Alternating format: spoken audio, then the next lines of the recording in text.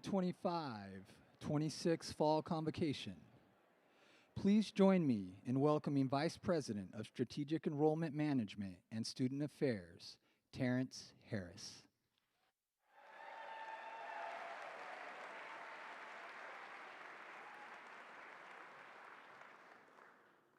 Good afternoon, everyone.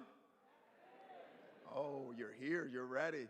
And before we start, I have to say a very special welcome to my favorite Cal Poly Mustang of all time, 2004 alum, LeBron Harris.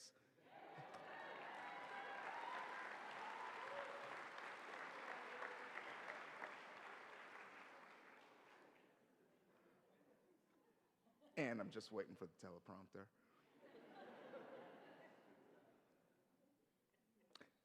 I'll go to the script.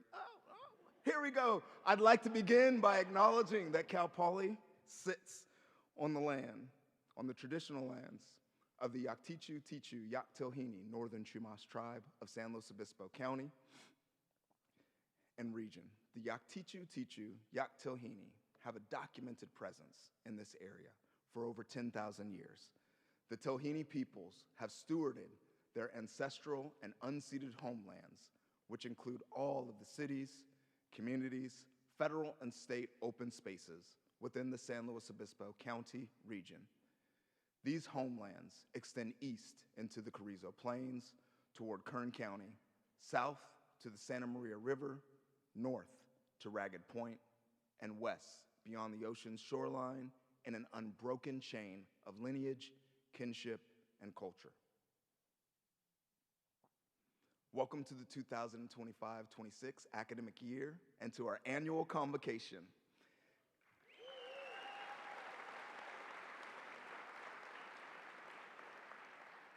And it's apropos that we begin the year by hearing first from our students, our purpose.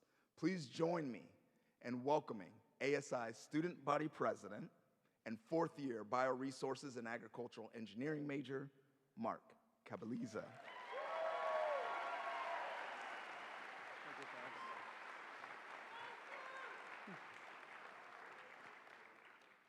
Good afternoon, everybody.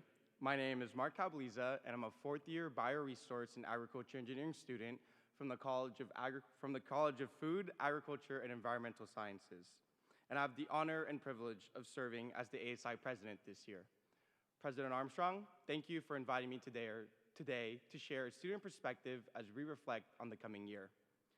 At this institution, change is something that our faculty, staff, and students all experience, sometimes in different ways. For students, navigating change can be adjusting to the fast pace of the quarter system in college or the switch to semesters next year, moving out and learning to live with new people, or adapting to personal challenges like affording an independent life, mental health, or finding a new community and sense of belonging here at Cal Poly. For faculty and staff, it can look like restructuring programs, balancing heavier workloads, or trying to keep up with the evolving needs of higher education. The truth is, we are navigating all of this change together. When I think of leaning forward, I think about student success in the broadest sense. A student's success is not just measured in grades or diplomas. It's about students feeling supported in every aspect of their college experience, academically, socially, physically, mentally, and professionally. Student success is about making sure every student can walk into the classroom ready to learn because their basic needs are being met. It means ensuring they have mentors and role models who can guide them in shaping their future long after their time at this amazing institution that we call home. It means giving students opportunities for leadership, connection, and growth. I know faculty and staff don't often hear it enough, but thank you. Thank you for the hours spent preparing classes, mentoring students, and creating opportunities for students to learn by doing, both inside and outside of the classroom. Thank you to the people who make Cal Poly run behind the scenes, our administrators who drive the university forward, the teams who keep our campus clean, safe, and welcoming, our advisors guiding students along their academic and professional journey, and every single person who shows up each day to make their mark on the student experience in some way. Your commitment is seen, felt, and deeply appreciated. You are the foundation that makes Cal Poly so special. So on behalf of 23,000 students, thank you for leaning into the change with us, for showing up every single day, and for giving us more than just an education. You give us a sense of community, belonging, and the confidence to step forward into the future. And so as we chart our course forward, let's remember that student success doesn't belong to one office, one program, or one organization. It's a shared responsibility between all of us, and when we lean in and lean forward together, we create one Cal Poly where every student can thrive. Thank you all.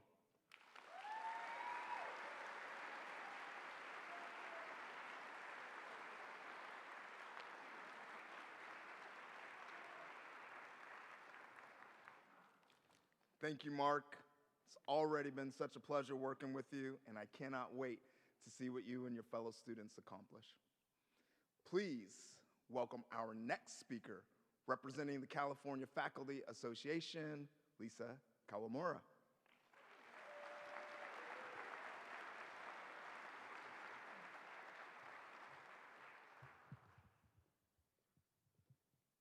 Sorry, I'm a little eclipsed by this big lectern, and they anchored the mic this year, so I can't walk around.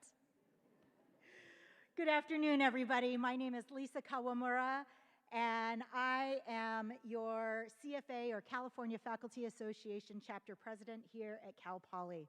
I also serve as the Associate Vice President for Chapter Presidents in the North Union-wide. And I'm going to give a little bit of a different speech today. I'd like to share a little bit about myself and my traverse in the union. I did not grow up in a union home. In fact, when I got elected to your union board here at Cal Poly, I was featured on the cover page of our then Union magazine, and in a photo right here at Convocation, and my mother said, "How embarrassing. Why would you tell people you do that?" It was never a priority for my parents. They came from, backgrounds. My father was born and raised in Japan. My mother came from an immigrant family. She was incarcerated when she was 6 months old.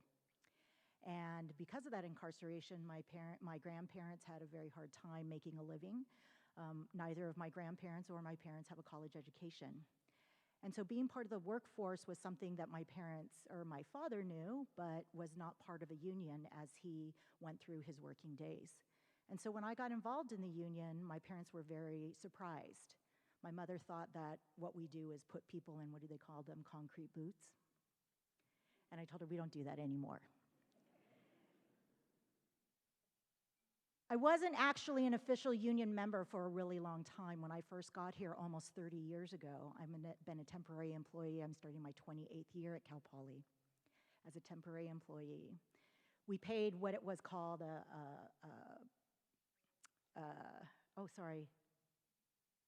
my brain damage is kicking in, a fair share representation fee. And so I didn't really see the need in becoming a full-fledged union member until I started to go to meetings, and we started to, I don't know if you all remember, some of you remember the furlough years, and that we had to vote whether or not we wanted to be taking a furlough or whether we were going to do something, reject the furlough. And I heard people saying, "Oh, we're gonna take the furlough because no one will lose their jobs." And anyone who was here during that time knows many of us lost our jobs.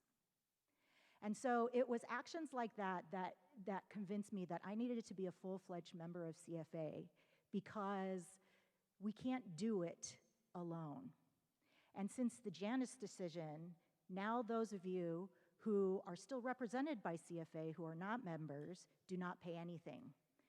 So people are riding on the backs of us that do hold full-fledged membership in our union. If you're new, lucky you, you can join today. You can join anytime, and even if you've been here for 28 years and you still are not a member. And I will tell you, one of the greatest things that happened was the year that we secured 3-year contracts for lecturers. I used to have to apply for my job every year for 10 years. My job went through a national search every year. And after gaining a 3-point lecture appointment for part-time employees, or not part-time employees, but for temporary employees like myself, your union, our union, was able to secure 3-year contracts. That fight has not ended. We continue to fight for longer-term contracts for lecturers, making sure that we have benefits for those of you that are new, those classes that you are getting for preparation instead of teaching a full load. That's because of our union. Those of you who enjoy a summer off, even though next summer it's going to be a month less, that's because of our union. Those of you that have received the 10.25% raise over the last 2 years, that's because of our union. So I encourage you today, some of your colleagues were out front handing out membership forms. We hope that you will sign them. We hope that you will join the union as soon as possible and join us to create an even greater union so that we can work for more raises and equity, which I'm sure will be campus to campus. And luckily, President Armstrong has been a big part of us finding equity at this campus. The fight for racial and social justice in all parts of our community. The fact that we are fighting against important bills that limit academic freedom and actually the ability for us to have representation in our national government. Vote yes on Prop 50. This is the time for you to have courage. This is the time for you to join CFA and stand with us all for an even greater contract this coming year. Thank you very much.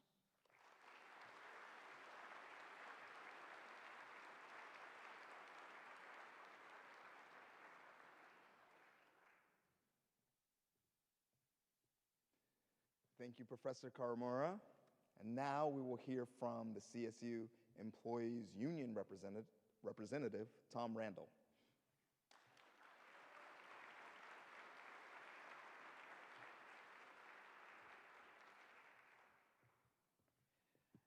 Lisa is always a difficult act to follow.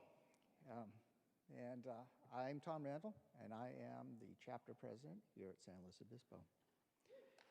Thank you. We're entering a new age of learn by doing. Let's call it doing it again. Maybe call it rebel renaissance for the rest of the world. We learned how much can be broken in the shortest amount of time. We're going to learn how to rebuild things once they've been reduced to rubble. That's the rubble economy.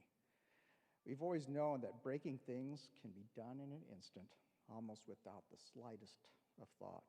Anyone who has a cat knows that. And we've always known that fixing things takes a lot of money and time. Anybody with a house knows that. We know that before we open our bills, we feel a thing called arithmophobia. It's a new word for me. Arithmophobia. That's a fear of numbers. So Tech is trying to do away with that.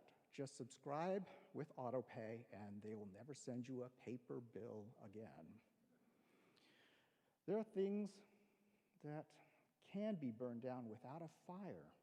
Things like competency, resiliency, faith, and trust. That's the community we need to rebuild after this fire has passed. The ability to do things that will keep our community safe and prosperous will rise from the lessons of the past. But the reality for a great many of us is that a raise in CSU pay may not even buy a full tank of gas, nor a good, hearty daily breakfast that can sustain us for most of the day. Historians will remind us of previous wars, economic disasters, pandemics, and the myriad of other instances of destruction and resurrection. Just in recent history, they will remind us of the 1970s when a few nations got mad at the United States and paused the flow of oil, and did it twice, too. They will remind us of the 1980s when the stock market vanished its value over a few days. They will remind us of the 1990s when the tech bubble burst for not once, but 2 times, and where workers were laid off in arithmophobic numbers. Or the late 2010s, when we got a pandemic with arithmophobic numbers of the sick and dying. Today, we experience arithmophobia of casualty and deportation quotas. Or now, when we have, who knows what we have, the rebel economy. That's why we're going to need the rebel renaissance. We've learned that workers can be vilified and disappeared in the middle of the night or while working in broad daylight, citizen or not. Their stories, as well as our witness to this disaster, are yet to be fully told. I don't need to tell you what you already know about the state of things, but here's what we're going to need to do. Lend your mind to better places, imagine far from here and our time. Lend your heart to those who are yearning to be free from basic adversity. Lend your labor as a time to share the load, and lend your actions to deliver a peaceful liberty. Lend value to voices sounding reason, honesty, and factual discourse. Leave the world a better place than you found it with all of your force. Lend your voice to the sound of freedom. Lend your hand with the touch to protect. Now I stare at a written menu, eyeing the bill of fare, as well as the fare to be tallied on the bill. Can I afford any of this now? Or will I be able to do any of this next year? Should I live now, savoring this precious moment, or demand that promises be kept for the better time that was to come? The better time should have been now. We're going into bargaining again, and we need to ask for more than ever before. The students are learning firsthand what an education could not prepare them for. My mathematical reason is gone, and I feel the rebel economy. We will be asked to rescue and save what we worked so hard to have, a fight for all to receive fair wages, and our promise of fully funded steps. You will be called to take a stand for the world you want to have. Remember that legacy depends on good memory. Please be worthy of praise, a champion for what's good, and a proponent for the just, righteous, and fair. And recall the histories in story and song so you know what to expect this time around. Lifted hearts, lifted minds, learn by doing. Then watch what all of us can do together this time. Now I, and perhaps you, know the symptom and treatment for arithmophobia. Thank you.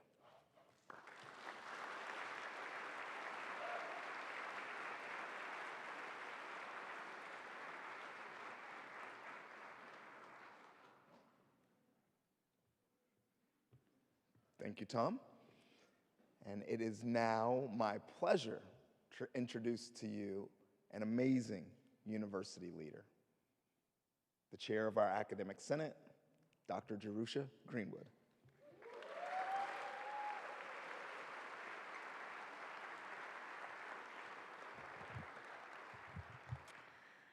Good afternoon.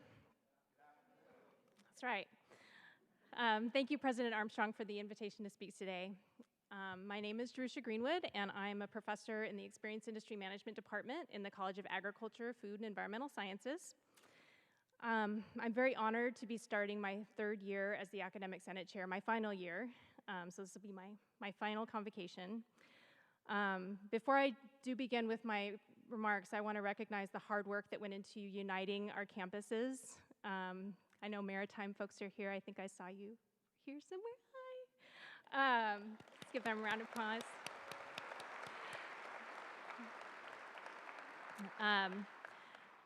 We've done a lot of hard work both uniting our campuses, and the hard work continues towards semester conversion. So I think we need to recognize all of Cal Poly than the hard work we continue to do toward that effort. So good job, everybody. We really do need to pat ourselves on the back.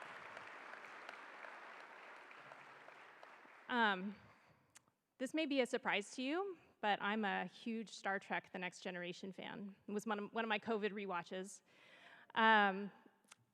But I started when it first came out. I was thrilled by the optimistic speculation about the future. Space travel, an important part of it. Peaceful contact and collaboration with other intelligent species from other planets. The technology, which was mostly neutral in value and understood as a tool, but they did great things with it. Not just the space travel, but rapid delivery of food and clothing, Earl Grey, hot. The holodeck, where anyone on the Enterprise could interact in three-dimensional virtual reality, and it was both a laboratory and it was a recreational space. A financial system that we could hardly imagine today. They did a lot of innovating, and they didn't have capitalism. But the technology hadn't robbed them of two things: truth and curiosity. Our curiosity has given us too many innovations to count. One of them, artificial intelligence, has become an unavoidable friction point. AI was a central character on Star Trek II. Anybody want to? Data. He was a beloved character, and he had the capacity for limitless learning and limitless curiosity. We've got a long way to go before we get to Data. But we are in the thick of our journey. I know, no Dr. Sung yet, but we'll get there. We are in the thick of our journey with AI. It does challenge us. It raises questions as educators. It raises challenges about academic integrity, but also intellectual property and pedagogy, not to mention the questions surrounding its environmental impact. But it also offers us opportunities to teach students to use it ethically and wisely. And maybe they can help us figure out how to solve the environmental impact. At commencement this year, I told our graduates that one of the reasons I work in education is because I believe truth matters. Universities are one of the arbiters of truth, and we have come under frequent attack since January. As educators, and I'm including everyone who interacts with students,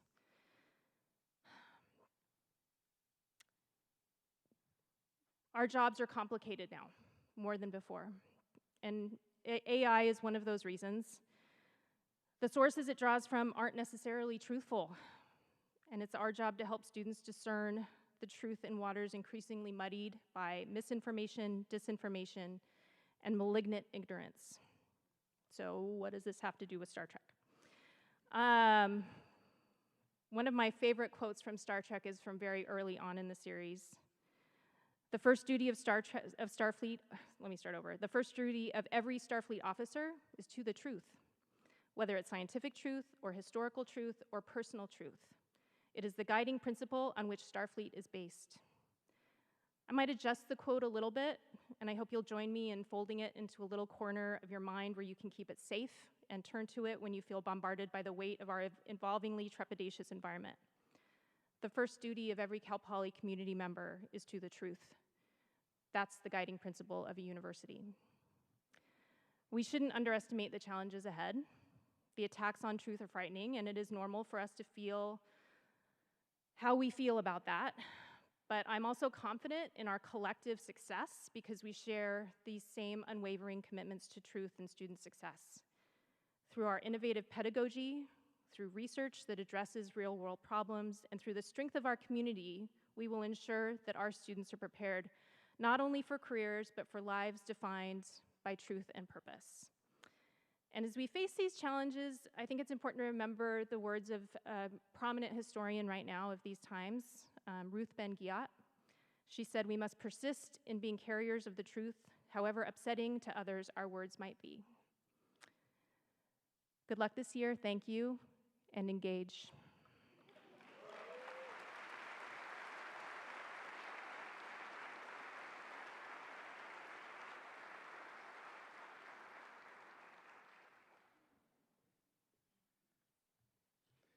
Thank you, Jerusha, for your important reminders about truth, curiosity, and Star Trek. And we appreciate what you and the Senate are doing for our students and to move us forward with our strategic priorities. And now, it is my great pleasure to introduce to you the university president, the people's president, Dr. Jeffrey D. Armstrong.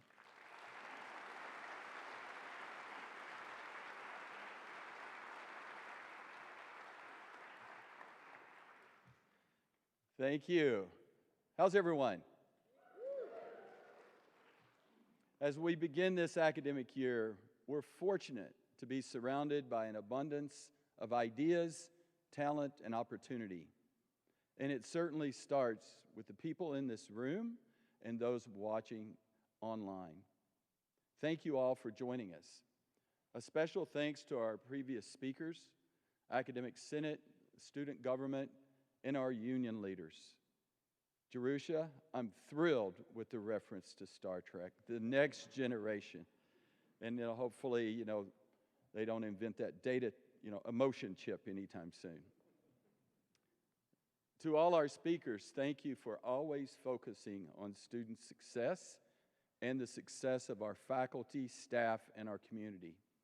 Speaking of community, a special welcome to community members that are with us here today. Your partnership with us is essential.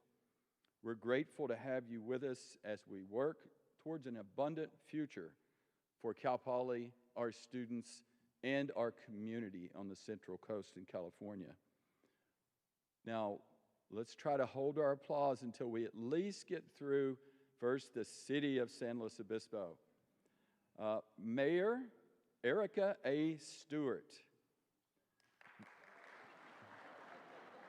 An alumni deserves that applause. Vice Mayor Michelle Shoresman. Council Member Jan Marks. Please wave, stand. Council Member Mike Boswell. Mike R. Boswell, one of our own. Council Member Emily Francis. City Manager Whitney McDonald. Deputy City Manager Greg Herman. Police Chief Rick Scott. Thank you for your partnership. Let's give them a big round of applause.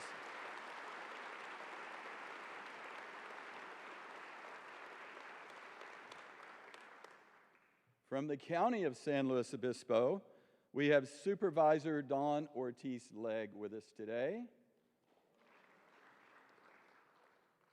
You follow instructions, that's good.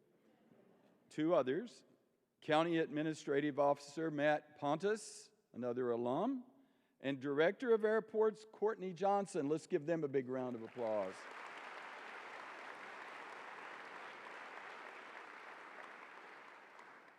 Three other community members, one of which got an early introduction. LaBryn Harris, Chief Executive Officer, Downtown SLO. Dr. Eric Prater, Superintendent, San Luis Coastal Unified School District. And Dr. Lynette Zalesny, President Emeriti of Cal State University Bakersfield and Central Coast resident. Let's give them a round of applause.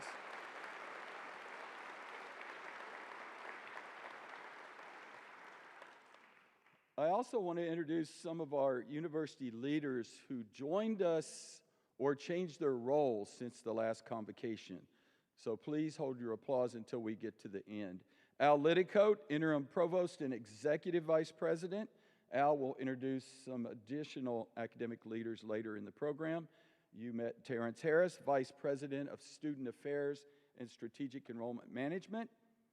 Matthew Weinstein, Vice President of University Development and Alumni Engagement. Please wave. Corey Cook, Vice President and CEO of the Cal Poly Solano Maritime Academy campus. I know he's traveling today. I see Megan Levitt, Vice President for Information Technology Services and CIO. Lauren Daly, Interim Vice President of University Personnel and CHRO. Let's give them a big round of applause.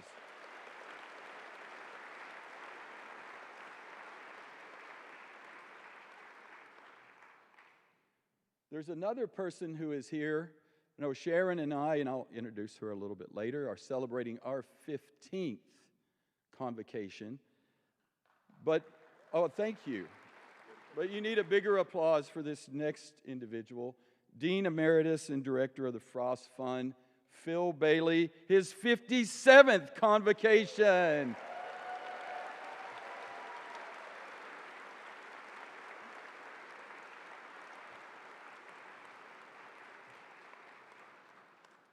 And of course, the banner behind me, the Christina and Philip Bailey College of Science and Mathematics. That deserves a big round of applause.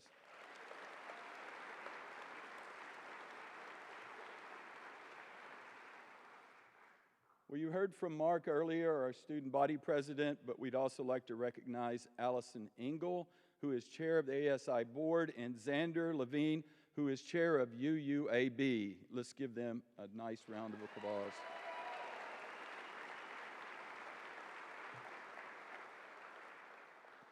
We're also in the midst of a nationwide search for a new athletic director.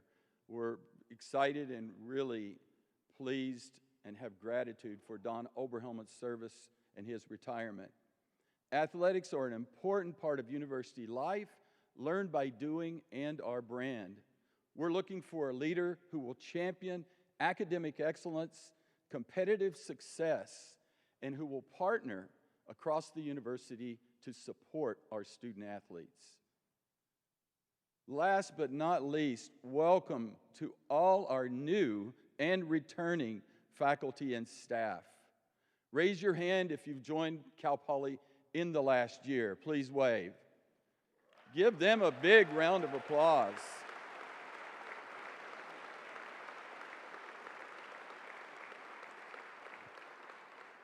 I also extend a heartfelt welcome to those of you watching via live stream from Cal Poly Maritime Academy, Solano campus, and also many of you who are with us today. Let's give them another big round of applause.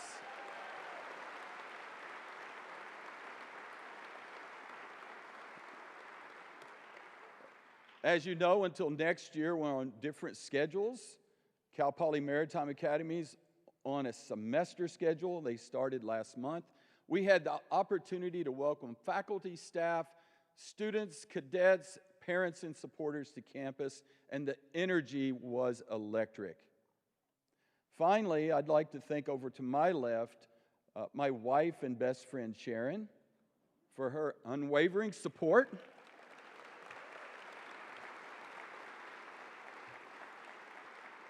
And always reminding me why this work matters. I also want to take a moment before we get to some accolades to recognize a couple of people that we lost this last year, and I know there are probably others, but we lost Harvey Levinson, who served longer as a chair of a department in the history of Cal Poly, 30 years. And we also lost a former faculty member and a former chancellor, Joe Castro. Let's have a moment of silence for these and others that I didn't mention.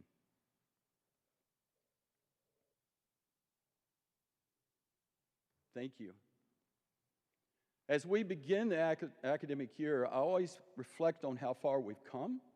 Cal Poly is not a place, though, to rest on its laurels. As you know, but it's good to remind us, we were founded in 1901 and began classes 2 years later with 20 students and 281 acres. And these students were comprised of men and women at that time. Today, we educate over 23,000 students and steward nearly 10,000 acres. While our founding vision and learn by doing ethos still echoes in our classroom and labs, some things and many things have changed. We've never been afraid to evolve with the times. That is more evident now than ever as I've watched all of you to work, to adapt and change and build an even better Cal Poly. I know faculty are applying AI-assisted learn by doing, as Jerusha thoughtfully discussed in her remarks. We're part of an entire system, the California State University system, that strives for continuous improvement. Last week at the board meeting, Chancellor Garcia introduced the new CSU strategic plan, a bold 3-year agenda to demonstrate that public higher education remains America's most powerful force for economic mobility and opportunity for all. And as you heard our speakers, particularly our chair of the Senate, that is important. We are making a meaningful difference in the lives of our students, offering degrees whose worth continues to appreciate in value. As we face changes in the world around us, we can no longer aim to be good or even great. We must be best in class. Just as the CSU is setting out to be a national model for public higher education, we will be and continue to be a national model for public polytechnic education. I believe we're well on our way to that goal. I want to share a few examples that demonstrate our excellence, and then I'll introduce a few members of our cabinet for their remarks and recognize these amazing award winners. Let's give them a round of applause right up front.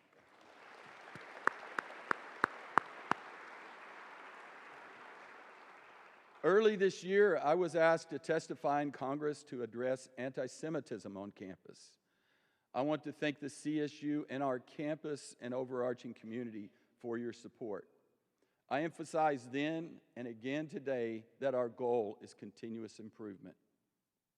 We will always work to provide the safest possible environment free from discrimination and religious intolerance so that we can learn, grow, and succeed. We'll continue to strongly confront any anti-Semitic conduct or threats. We will protect the right to protest peacefully, and we will hold people accountable for any act of violence. Cal Poly is a learning environment.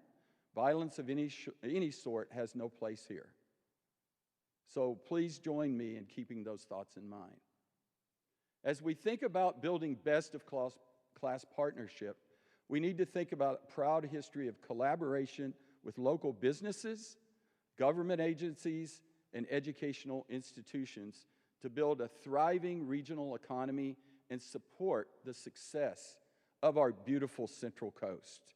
Isn't the Central Coast amazing? I think that deserves a big round of applause.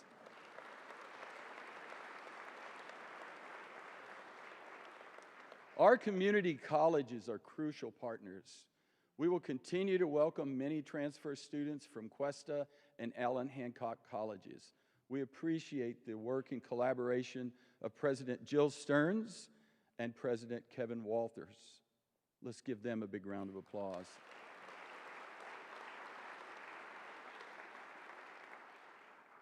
Our 2+2 program, currently in sociology, will expand to include a business degree at Allen Hancock, and we will also add a liberal studies 2+2 program at Cuesta College. These programs expand access to Cal Poly by allowing students to complete their four-year degree on their home community college campus. We're partnering also in expanding this work at the airport with Cuesta College. We are fundraising and working with partners for a new shared space at the San Luis Obispo Regional Airport. Thank you, Courtney, and the county. This will be important for aerospace education and training alongside Cuesta's Aviation Maintenance Technician Program, so a holistic approach to workforce development.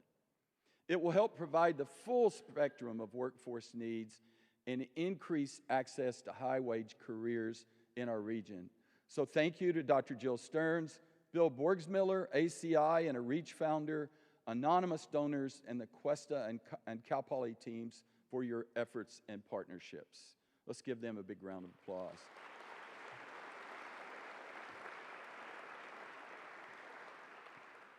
Just last week, we had joined the executive director of REACH, Melissa James, Allen Hancock Community College, UC Santa Barbara County Office of Education, and Vandenberg Space Force Space, there's more space, Jerusha, to launch Space Vandenberg, a new bold initiative supported by a $9.5 million grant from California GoBiz.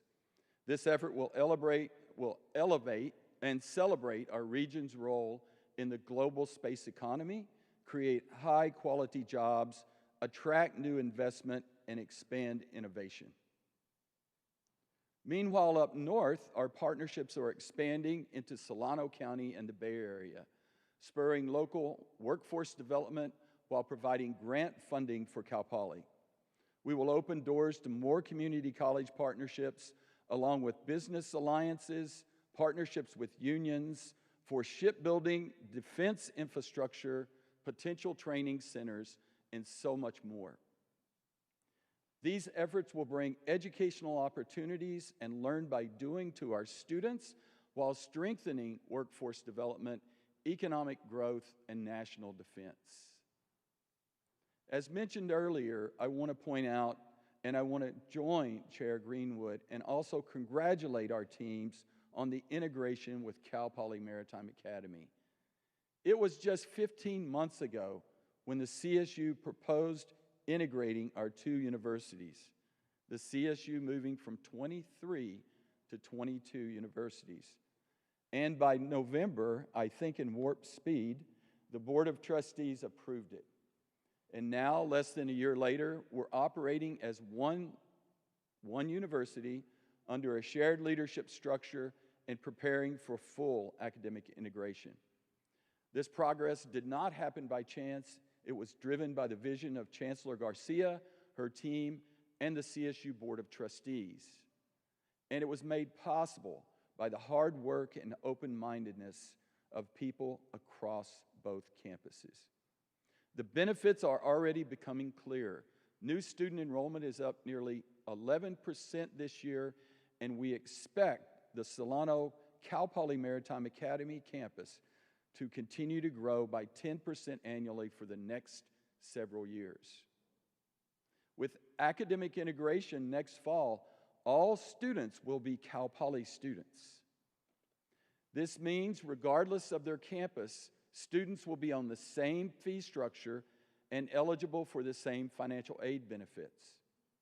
All continuing Cal Poly Maritime students will pay no additional fees, as the difference is covered by financial aid and scholarships. We're very grateful for the $35 million in one-time CSU funding that will enable us to more fully integrate the two campuses, leverage our size and scale, and expand academic opportunities. This is just the beginning. We have so much to gain from the partnership. We already share our learn by doing approach, our practice requiring all students to apply to a specific major, and our expectations for senior projects. Cal Poly Maritime has required internships, co-ops, and international experiences for all students. These greatly contribute to the learn by doing experience. I would encourage our faculty to evaluate expanding these experiences, including high-impact practices, for all Cal Poly students, regardless of campus. So, thanks to everyone involved in this integration. Your willingness to collaborate, solve problems, and learn from one another is what makes Cal Poly so special. Another success story is the Best of Class marketing and branding program established by Vice President Chris Murphy and the award-winning University Communications and Marketing team. UCM works closely with Vice Presidents Harris and Weinstein and their teams on research, planning, and execution of campaigns to attract the top students and supporters. Their data-driven approach is and will deliver strong results for enrollment, our future campaign, and our overall brand awareness. We simply cannot just assume that our brand will remain strong because we have a lot of applicants. More outreach and marketing are essential to spread the word about the benefits of learn by doing. I would be remiss in talking about best in class or being best of class if I didn't acknowledge some of our many academic accolades. U.S. News & World Report ranked us best in the West for 32 straight years, and we've been tops in the West of all universities' #1 master's program for the past 2 years. We expect those newest rankings to come out later this month with similar great results. Forbes just increased our ranking to number 55 of all public and private universities nationwide, and number 17 of all public universities in the United States. We've also received Money Magazine's top 5-star ranking since it was established 2 years ago. This year, we're one of only 40 universities in the United States and one of only 19 public universities to achieve 5 stars. This highlights the value we offer students. We and 8 of our CSU campuses are the only non-PhD granting universities to receive the top ranking, demonstrating that we are engines for economic mobility. Give yourselves a round of applause, because this wouldn't have happened without you and the great work. Cal Poly Degree continues to appreciate because of the great work you do and our amazing alumni. Now, I've asked several members of our cabinet to share a few words about their respective areas of expertise. Al Liticote will, of course, cover academics. He will be followed by Terrence Harris and Allison Baird James. I'll come back for a few final remarks about the year ahead. But first, I would like to introduce to you your provost and executive vice president. Please note that I did not say interim provost. Following consultation with shared governance leaders, student leaders, and university leaders, cabinet members, as well as the urging last spring of many department chairs, I've appointed Al as provost and executive vice president.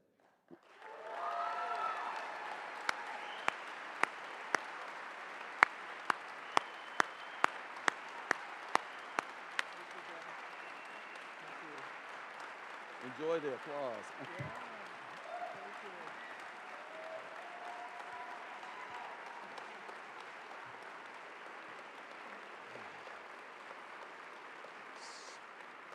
So we have much to do, and the best person for this role is right here. Thank you, Al.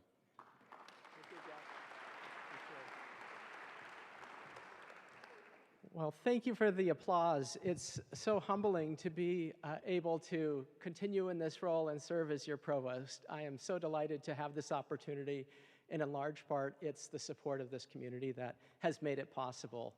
And thank you, President Armstrong. It's a privilege to be here at Convocation with all of you today, a moment to honor our history while looking forward to innovation, transformation, and new opportunities. What makes this university best in class is not only our reputation, but the people in this room and across our campuses, faculty, staff, and academic leaders whose work changes students' their lives every day.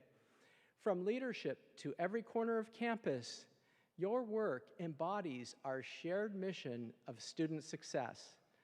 I am pleased to welcome our new academic leaders this year. Each brings fresh expertise and energy that will strengthen the work we share across our college and campuses. Brian Horgan, Dean of the College of Agriculture, Food, and Environmental Design.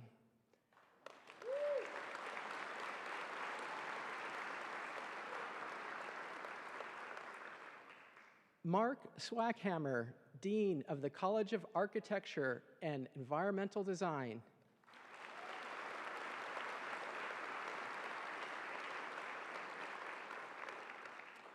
Kate Murphy, Dean of the College of Liberal Arts.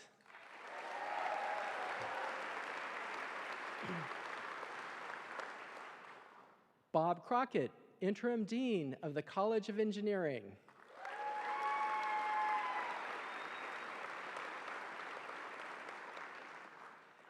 Catherine O'Clair, Interim Dean of Library Services.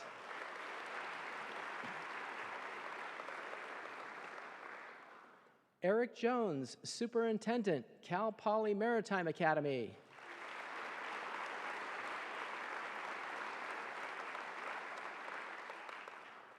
Dinesh Pinasetti, Associate Vice Provost and Academic Affairs Lead, Solano Campus.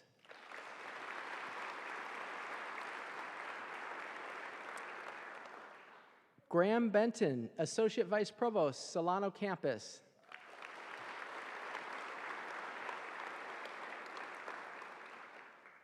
We are fortunate to have their leadership as we shape Cal Poly's future together. My own Cal Poly story began here as an engineering student. It's where I met my wife, Sylvia, and we both launched careers shaped by this place and its people. Years later, when I returned as a faculty member, I experienced firsthand the power of Learn by Doing, not only in the lives of students and our alumni, but in the growth of our faculty careers.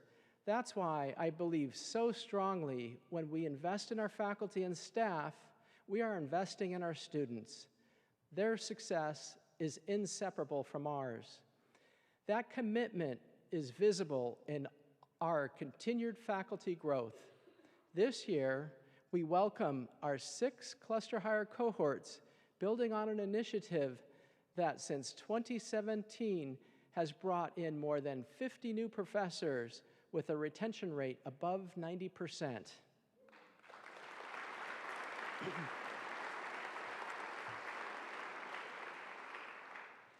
This past year, we also welcomed 57 new tenure-track colleagues, and we are not slowing down. In the year ahead, to support our enhanced teacher-scholar model and backfill vacant positions, we will be opening about 130 faculty recruitments across our colleges. Likely, yeah.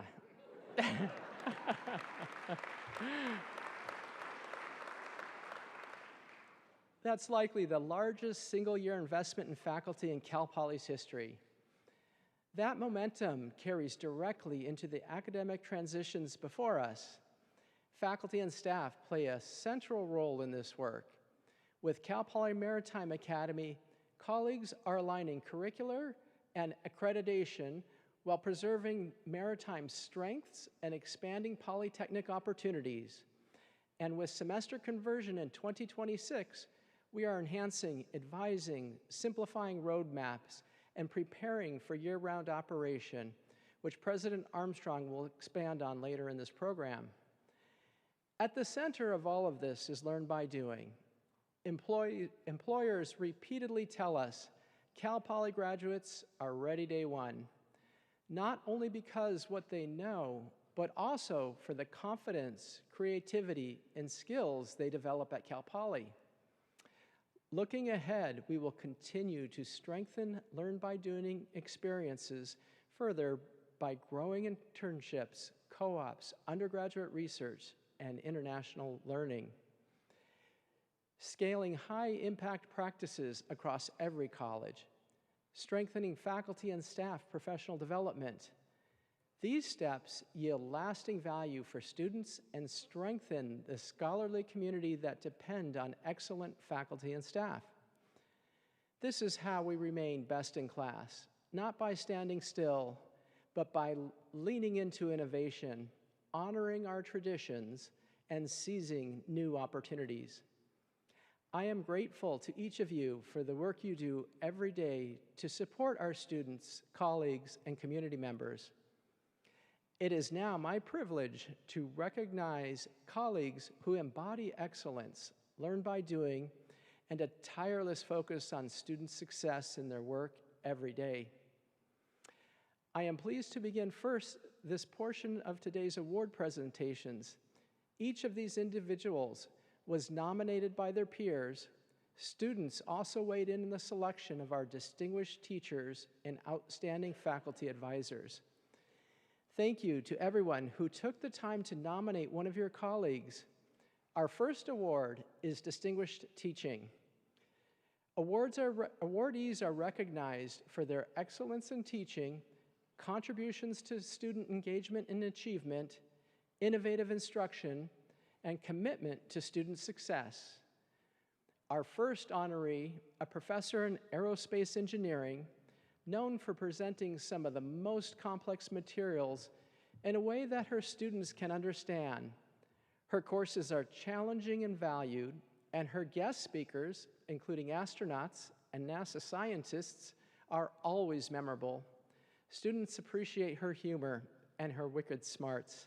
Please congratulate Dr. Kira Abercrombie.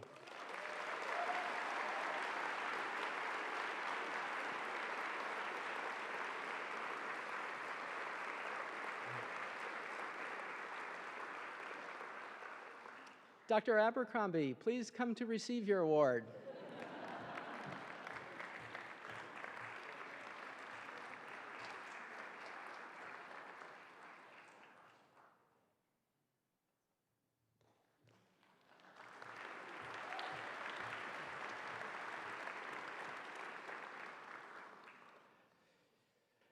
Our next honoree is very familiar with this Performing Arts Center. He is applauded by his students for helping them bring greater musicality to their art and for always encouraging them to push their boundaries. His love of music and support for his students is visible to anyone who watches one of his performances. Please give a round of applause for Associate Professor and Director of Choral Activities and Vocal Studies, Dr. Scott Glisson.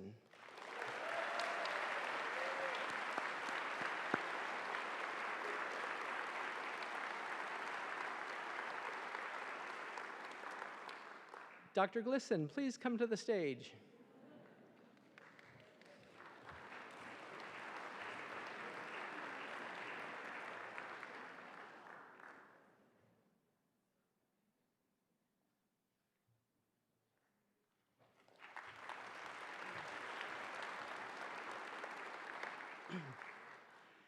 Our final recipient of the Distinguished Teaching Award goes to a professor at the Orfalea College of Business. She is known for capturing students' attention from day one in her class and maintaining those relationships well beyond commencement. One alumni said, "I will forever look at the world differently after taking her course." Congratulations to accounting professor, Dr. Kim Westerman.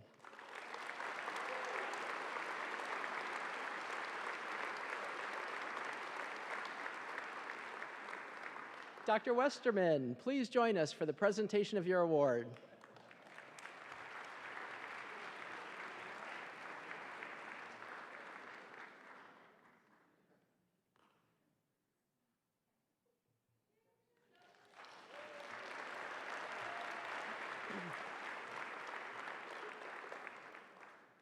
We have 3 awards for Distinguished Scholarship. These individuals exemplify the teacher-scholar model by bringing their research into the classroom and students into their research while applying Cal Poly expertise in direct contributions to our region, state, and nation. Our first honoree is the Department Chair for Biomedical Engineering, whose research focuses on developing tissue-engineered blood vessels for medical testing. This innovation work provides more accurate testing while reducing the need for animal studies. Importantly, she involves students in her research, shapes the curriculum for biomedical engineering, and matches engineering students with opportunities within the biomedical devices industry. Let's give a big hand to Dr. Kristen O'Halloran Cardinal.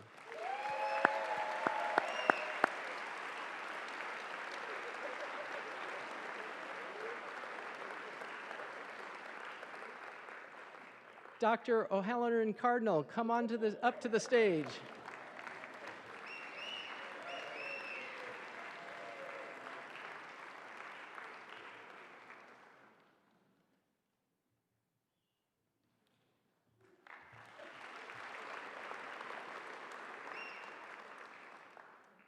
So we are just about halfway through our program, so I'm going to ask everyone to take a brief moment to stand up. That's right. Please stand up, stretch, and get your blood flowing.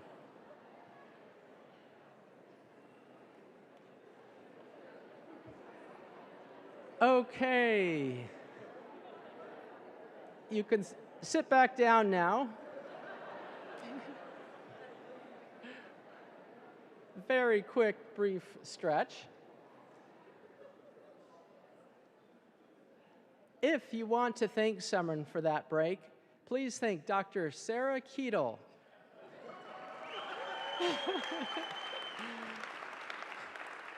Her research aims to improve public health using technology to make sure we are not sitting too much.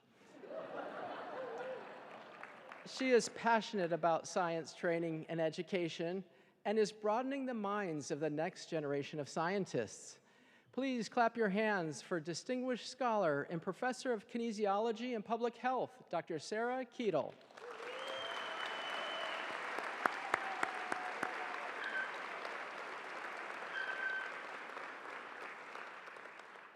Dr. Keetle, please come to the stage.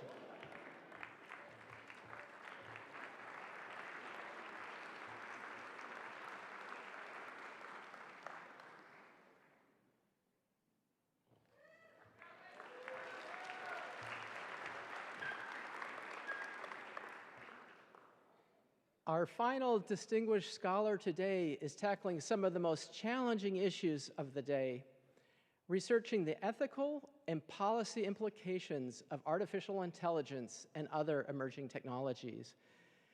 You'll find him at the reception following Convocation, and you may have a fascinating conversation about self-driving cars, AI, robotics, military technology, and much, much more. Congratulations to Professor of Philosophy and the Associate Director of Ethics and Emerging Sciences, Dr. Ryan Jenkins.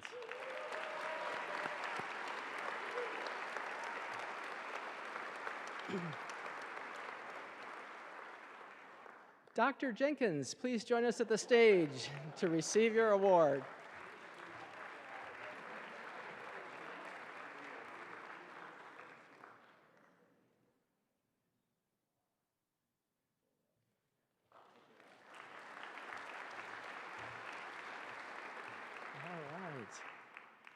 Our next two honorees are recipients of the Provost's Leadership Award for Partnership and Philanthropy.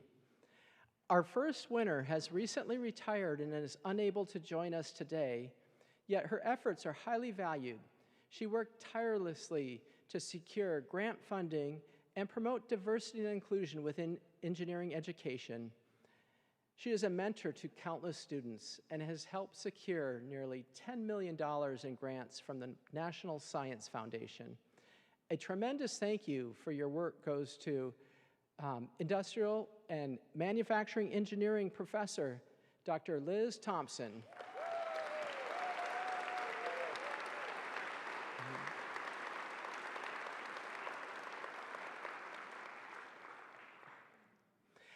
Our next honoree is someone I consider a connector. He helps connect Cal Poly and our students to leaders in business and industry, leading to innovative partnerships and collaborations. His work not only provides funding for the university, including some of our most high-profile construction projects, but it provides access to state-of-the-art equipment and learning opportunities for our students. Chair of the Bioresource and Agricultural Engineering Department, please give a big hand to Dr. Peter Livingston.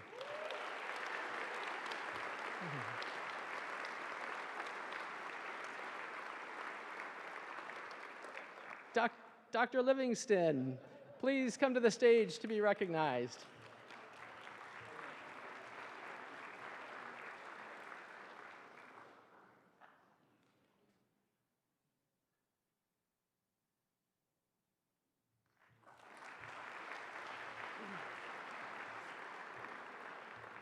Okay. Well, we will recognize the remainder of our award honorees later in this program. So now I will turn it back to my colleague, Vice President Terrence Harris.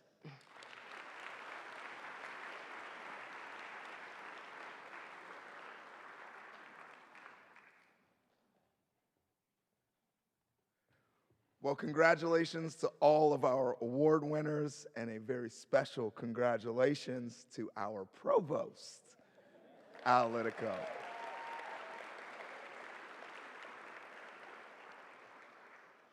You know, today we've already heard from President Armstrong about how we will continue to strive to be the best version of ourselves as a university. I've had the fortune of being a part of this campus community for my entire life.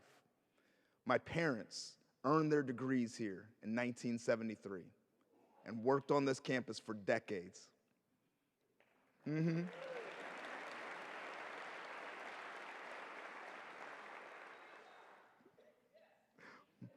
My brothers and I grew up running around this campus, and we felt like we were Mustangs from the very beginning. And of course, I attended school here and met that queen sometime circa 2002. Dr. Rose filling in because we did have, a class together. Dr. O'Brien, give her a round of applause.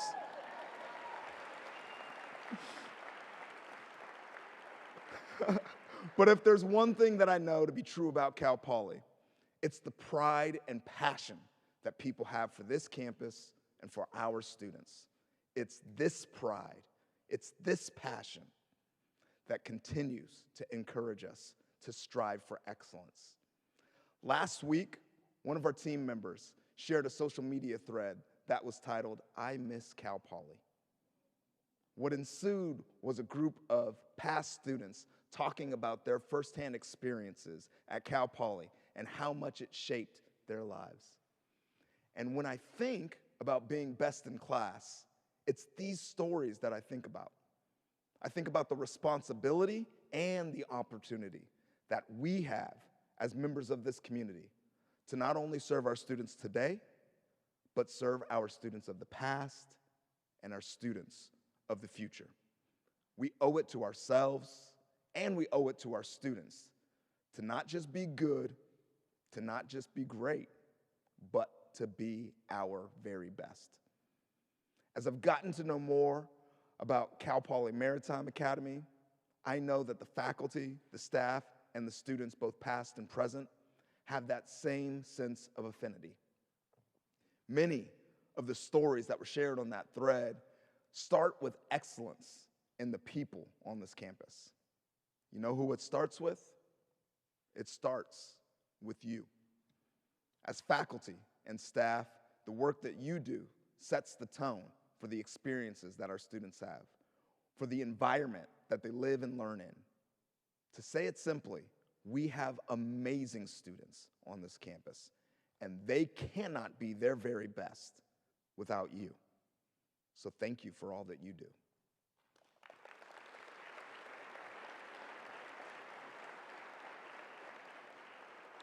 I want to share with you a few examples of how best in class is showing up on our campus. As you heard, our enrollment this fall is just over 23,000 students. And last fall, our first-year retention rate of 95.1% was one of the very best, one of the top 10 for all public schools in the nation. Our students are best in class.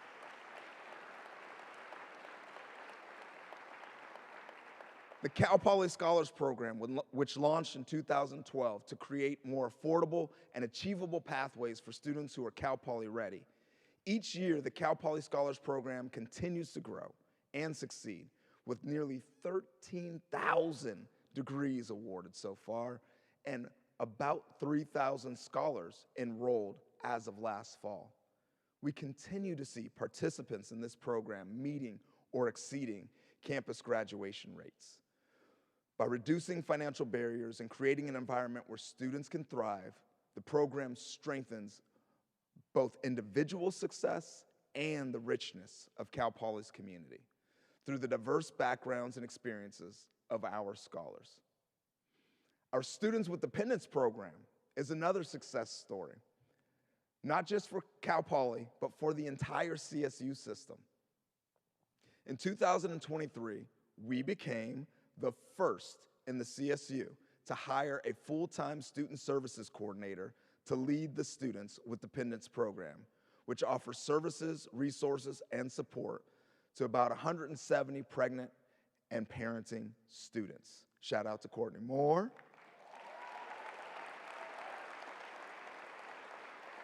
And so many others who work tirelessly for that program. We're close to breaking We're close to breaking ground on a Student Success Center, a new state-of-the-art facility that will be a hub for students to gather, learn, and access resources and support from career services, wonderful scholars, and numerous other programs. It will have a specific focus on uplifting, Captain Uplift, first-generation students to be highly successful at obtaining degrees and career readiness. The center will anchor a student success neighborhood that also includes the new housing, which is under construction, and Building 15, soon to be renamed, which was just repurposed for student-serving programs. These are just a few examples of the amazing work that is making us best in class.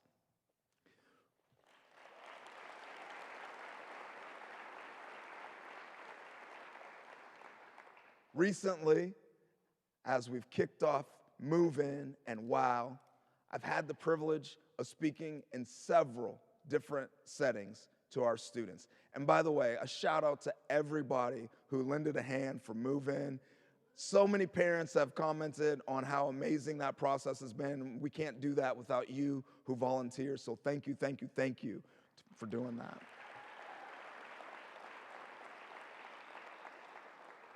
But when I talk to these students, I tell them that they are becoming more than just a Cal Poly student. They're joining a community. Being a Mustang is about embracing one another, leading by example, accepting responsibility, and having a positive impact on our community. Each of us has this responsibility to take care of this campus, to take care for one another, and to be intentional about the kind of community that we want to create. It's not always an easy task, but it is worth the effort to see the positive impact that we make on students, families, and our community. And now, I would like to honor one individual who is absolutely making an impact on our community, our outstanding faculty advisor. This award is especially meaningful because our students have a role in determining the recipient. The role of advisor is always critical, and that may be especially true during this time of transition when we are converting to a semester system and integrating curriculum across Cal Poly and the Cal Poly Maritime Academy.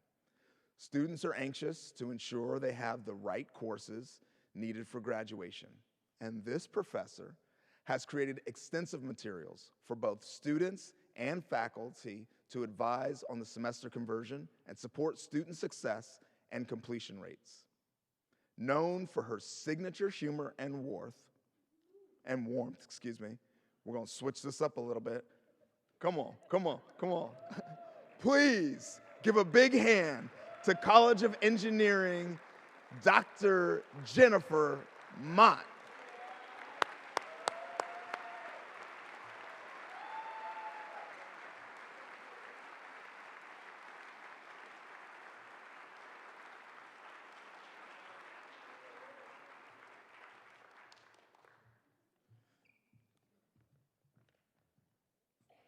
All right. We'll share our final 3 awards later in the program. And now, please welcome Senior Vice President of Administration and Finance, we call her ABJ, Allison Bear-James.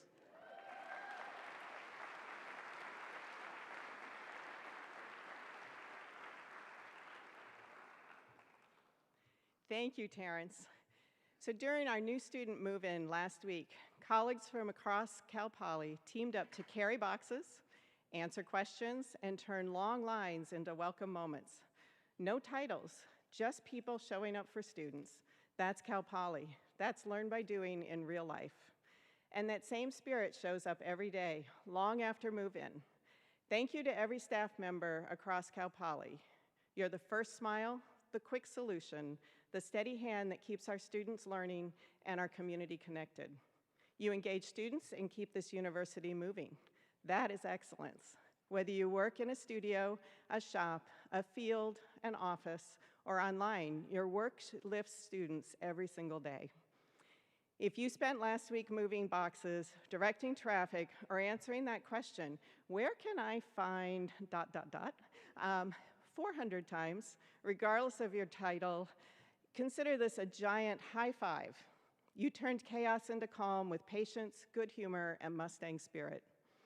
From week of welcome to commencement, staff guide, support, and celebrate every step of a Mustang's path, orienting and advising students, keeping learning spaces ready, and connecting them with resources and real-world experiences. Together, you make sure every student can find what they need when they need it. That everyday care is the backbone of the Cal Poly experience. It's the friendly nudge to a resource, the quick fix before a lab, the extra clarity in an email, small moments that add up to big momentum.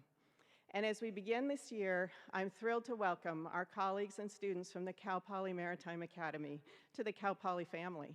We share a hands-on, real-world learning DNA on land and at sea, and we're excited to learn from one another and build new opportunities together. We look forward to all the amazing things ahead as one Cal Poly. Innovation at Cal Poly is a daily practice across the whole campus. In Learn by Doing labs and maker spaces, teams blend hands-on builds with digital tools. Student services are simplifying forms and piloting guided self-service so students get answers in minutes. ITS is advancing service desk chat and data dashboards that help teams respond faster, while flexible classrooms flip from lecture to collaboration in minutes. Facilities and sustainability partners are rolling out smart building controls and smarter scheduling. Dozens of small wins add up to best-in-class experience, one practical improvement at a time. I look forward to continuing to work with all of you to optimize how we work as a campus so we're more efficient and effective in serving our students. You can see this in our work to optimize the shared spaces for the campus and partners cashiering window, as well as the shared Student Services Center. You may have heard of the Pathway to Yes Together, our North Star in administration and finance, a mindset that starts with, how can we make this work safely and effectively? Partnering across all divisions will keep enhancing how you work and optimizing campus as one operation, so every minute and every dollar moves faster to our students and our mission. To everyone who makes Cal Poly work, including our newest shipmates at the Cal Poly Maritime Academy, thank you. We are extremely grateful. If you see a way to make something clearer, faster, safer, or more welcoming, share it with your team or send it our way. We'll test it together. Innovation belongs to all of us. Here's to a year of everyday excellence, shared innovation, and truly best-in-class service for our students, our colleagues, and our community. Thanks for all that you do. Now I'm excited to conclude our awards presentation with the recipients of the Outstanding Staff Awards. Each of these individuals takes an innovative approach to their work, bringing us closer every day to best-in-class environment that we desire. Honorees are selected based on their dedication, loyalty, expertise, and contributions to Cal Poly. Our first honoree, Missy Allison Bullock, Director of ASI Programs and Services. Missy truly embodies a student-first mentality, partnering across the university to create the kind of experiences that students still talk about after graduation.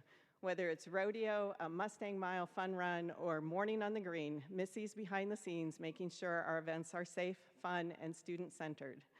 Missy, come on up and let's give her a round of applause.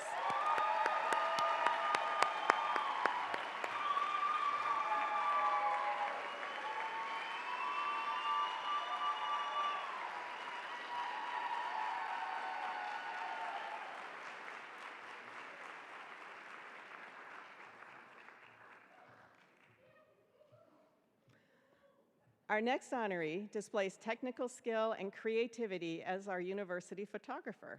He's taken more than 26,000 images for our websites, marketing materials, social media, and more. His photos tell the Learn by Doing story, helping us attract some of the most talented students to come study at Cal Poly. Though he's usually behind the camera, today we're asking our award-winning photographer, Joe Johnston, to take center stage and receive acknowledgement for his great talent. Congratulations, Joe.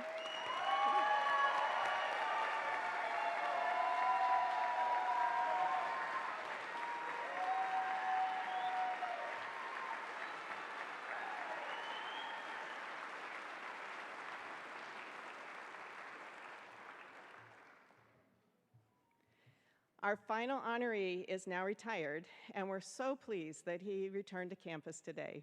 His title at retirement was Assistant Director of University Accounting and Reporting, but you can also refer to him as a trusted resource, mentor, trainer, and team player.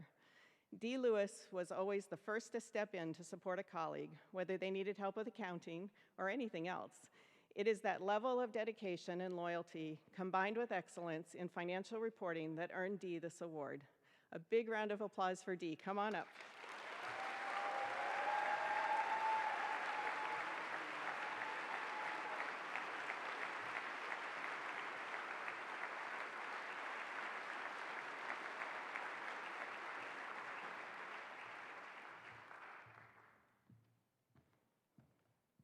Congratulations to our outstanding staff honorees and to all staff that help make this university function so well.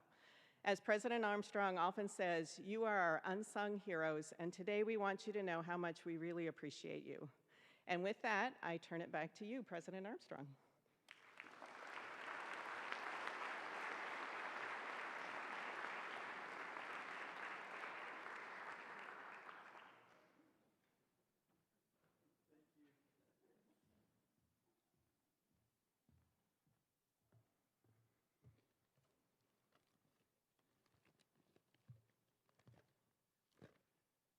Well, thanks everyone. Let's give these honorees another big round of applause.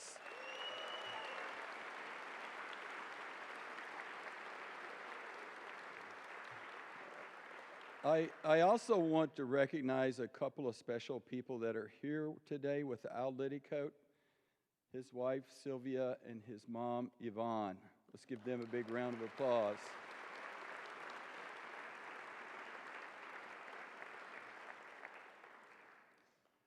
I want to take the final few minutes talking about growth and why it is so important to all of us. Students, faculty, staff, Cal Poly, and our community, state, and nation. And I'm going to end with a request of you. Each of us obviously takes great pride in what we do for our students through, of course, Learn by Doing, and we have a responsibility to provide this transformative educational experience to many more students. High school graduates and community college transfer students want to attend Cal Poly. This year alone, we received nearly 82,000 applications, the most in our history. Nearly half had GPAs above 4.0. An increasing number are the first in their family to attend college. Graduate and professional schools are eager to accept our graduates, and industry seeks them out because they are ready day one to enter the workforce. Across California, 30 to 35,000 high school seniors leave this state every year to attend college elsewhere in the United States. For some of them, it's because we did not have the space to choose them. We have to find innovative ways to grow. Our state and federal budgets are deeply stressed and cannot stretch to meet our needs. Learn by Doing requires a higher investment to ensure quality and maintain our small class sizes.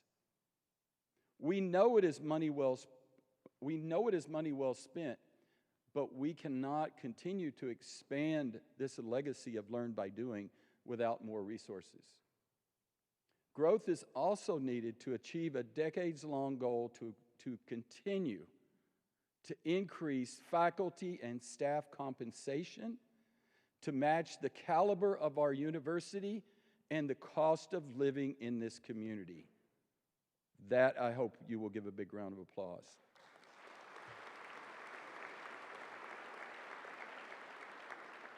As Provost Liddycoat shared in his remarks, we are investing in hiring additional faculty as soon as possible in order for tenure-line faculty to have more time for research, scholarship, and creative activities, thus enhancing the teacher-scholar model, a resolution that was passed by the Academic Senate right before Sharon and I arrived in 2011. We have taken multiple steps in recent years to reduce costs and optimize many aspects of our operations, and will continue to do so, including with the Cal Poly Maritime Academy integration.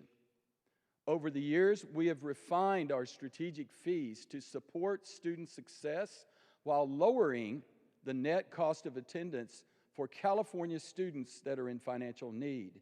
And we've also been able to keep non-resident cost of attendance about $20,000 per year lower than the UC's. This helps us remain a top value for our students. As many of you know, we are in year 4 of 8 in phasing in the college-based fee. And together, the Cal Poly Opportunity Fee, this fee, and some others, we have increased financial aid by nearly $50 million recurring. $50 million. This, thank you.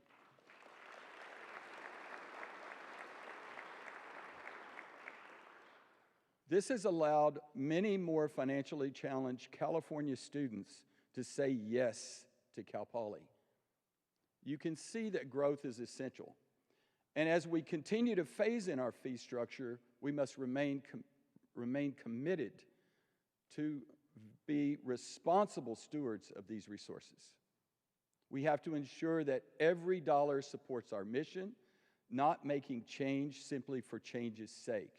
Our commitment to serving students, faculty, staff, and the California taxpayers who invest in us is the utmost, that commitment.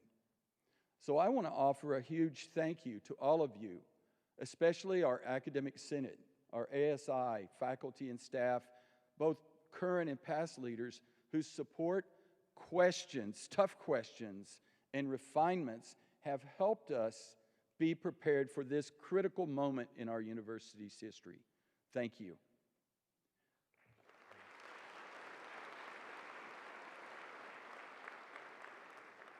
The next big step along this pathway of growth is to rethink how we use our most valuable, underutilized resource, and that is time. And that begins with reimagining the traditional academic year and moving to year-round operations. Let's stop and think about it simply. We have a student who opts to attend classes in summer and spring, thus away in the fall. Another student opts or chooses to attend summer and fall, thus away in the spring.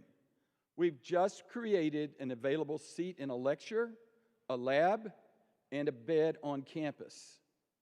Now, scale those numbers up by thousands, and we have thousands of additional beds and seats and labs and lectures without turning a shovel. Now, of course, we will have to continue to expand classrooms, faculty offices, and others as space is needed. We've been through our master plan, and we've recaptured a great deal of space when many of our colleagues, and thank you, who moved to the Mustang Business Park, and now that our library services are back in Kennedy Library, we have additional space to recapture. So thanks to the staff and other members who are working at Mustang Business Park and those who managed this library during the renovation and have handled and worked to get this new space online for this fall. And there's more to come. Please give them a big round of applause.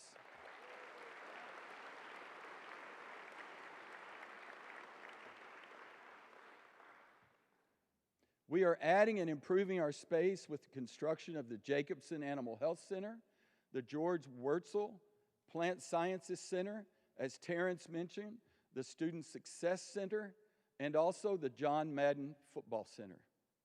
We will seek your input on ways in which we can use Crandall Gym and other spaces that are coming open.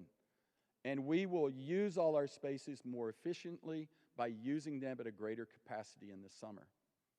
As mentioned, we're also adding student housing every year starting in 26, culminating with almost 4,000 additional beds. We're adding faculty housing on the corner of Grand and Slack and are looking for additional areas because that's not enough. We're also expanding childcare because we know those are big issues in the community.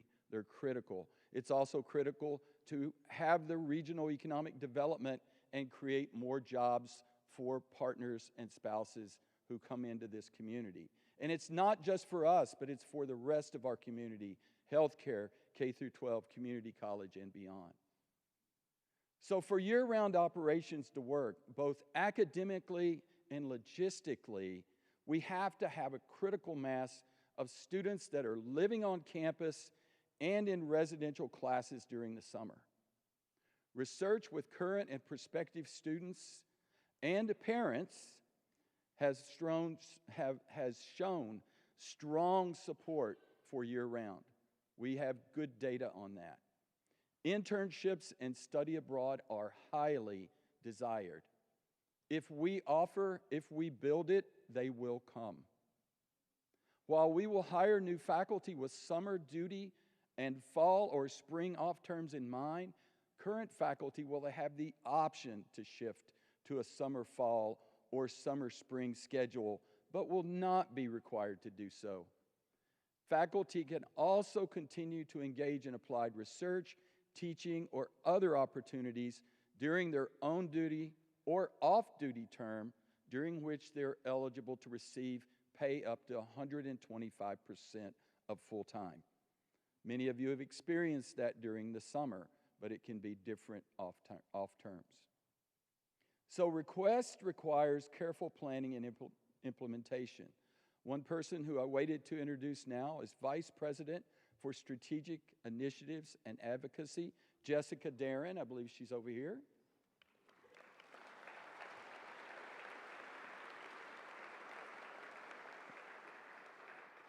Jessica will provide leadership for the year-round operations project as well as continuing the work of Cal Poly Maritime Academy integration.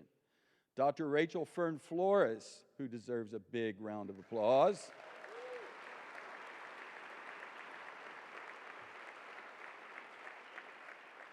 Rachel and Jessica are now loved on 2 campuses, but Dr. Rachel Fern Flores has agreed to assist Provost Liddicoat Academic Affairs and our shared governance leadership on curricular matters related to these critical projects: continued work on semester conversion, integration with maritime, and year-round operations. So Jessica and Rachel are here to facilitate dialogue and move the process forward in coordination with campus leaders and with shared governance and our union partners. What am I asking of you? We need your involvement this fall quarter. This is your time as a department, major, or concentration to imagine what growth means to you. Do year-round operations fit? Are study abroad and co-op opportunities right for your field? What works for your industry or sectors that you serve? What are the obstacles to overcome? What resources are needed? How do we meet the demand for support in general education, general elective courses? We will also need you to think about how high-impact practices fit with the needs of your department, your major, and your concentration. And then think about the future opportunities across our campuses. As one example, we will welcome Golden State, our new training ship with the capacity for over 600 students and 100 crew, faculty, and staff in 2027. So the image on the left is our ship, Golden State in Philadelphia, under construction. On the right, you see Patriot State. That is Mass Maritime's ship that was recently delivered. We have alumni who were on Golden Bear in past decades as Cal Poly students with Cal Maritime. And equally important, all of these questions and opportunities are true for our staff. How will construction and maintenance needs change? What will student affairs need to do differently? I could list every area in the U because each will need to think about potential adjustments, roadblocks, and solutions. But as you know, we have really smart people working here. And I know you will be creative and find those solutions. Let's all lead with yes, the art of the possible. Don't share the reasons why we cannot do this bigger project. Instead, let us know what is required to achieve growth and how we can help make it happen. We need your input provided through your dean or vice president or others by the middle of November. Year-round operation will only work if it works for you, our faculty and staff, because we cannot be a best-in-class university, we cannot ensure student success if we do not first assure faculty and staff success. And that will certainly spill over to our community's success. Let's not see year-round operations as a challenge, but as an opportunity to lead, to be bold, to innovate, to build a university that reflects the pace and promise of the world our students are entering. Let's do what we do best. Make a lasting difference in the lives of our students and their families. Let's be a university that does not just keep up, but sets the pace, is clearly best in class.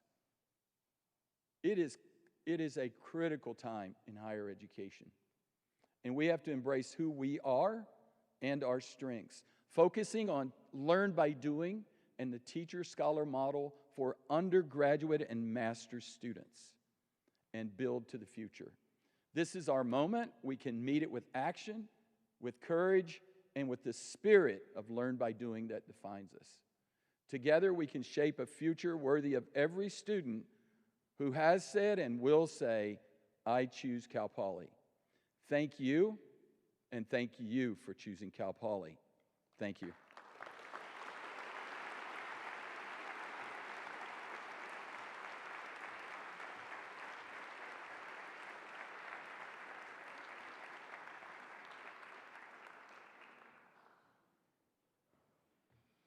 Thank you, President Armstrong, for your leadership and for your vision. And thank you again to each and every one of you who continues to help us be best in class. And with that, it's time for the after party. It's time for the reception. It's time for the reception and the lobby. The reception. Please join us. Please join us for the reception.